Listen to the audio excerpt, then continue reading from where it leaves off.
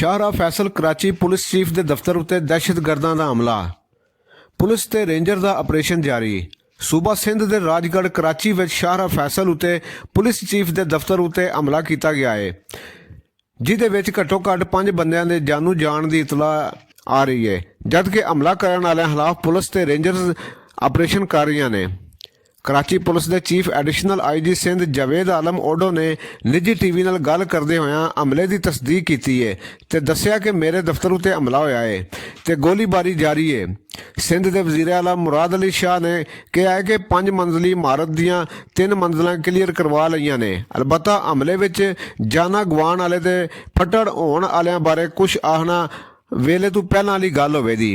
मुराद अली शाह ने जियो न्यूज़ नाल गल करदे होए आख्या कि हमला शामी 7:10 उत्ते कीता गया, जिहदे विच 2 दहशतगर्दां ने मारे जाण दी इतला लभी। उन्होंने आख्या कि सूबे की सरकार ने फौज कोलों मदद मंगी है, असीं वफाकी सरकार नाल तावन कर रहे हां। साडी सब तो पहला कोशिश है कि हालात काबू विच आवन।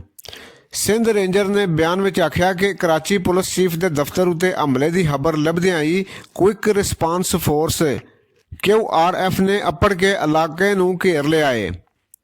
8 ਤੋਂ 10 हथियारबंद दहशतगर्दां वालों हमले ते उन्हां दे उत्थे मौजूदगी की इतला उत्ते कार्रवाई की गई। 8 ਤੋਂ 10 हथियारबंद दहशतगर्दां वालों हमले ते उन्हां दी उत्थे मौजूदगी की इतला उत्ते कार्रवाई की गई। Police surgeon doctor Samiya Syed ने डॉन न्यूज़ नूं दस्सिया कि जनाह अस्पताल विच 2 लाशां ते 3 बंदे जिन्हां नूं फट लगे हुए लिया गया है। पुलिस दफ्तर दीयां बत्तियां बुझा दित्तियां गईयां ने ते अंदर धमाके भी हो रहे ने। राती 10:30 बजे तक की रिपोर्ट मुताबक 3 दहशतगर्द मारे जा चुके ने।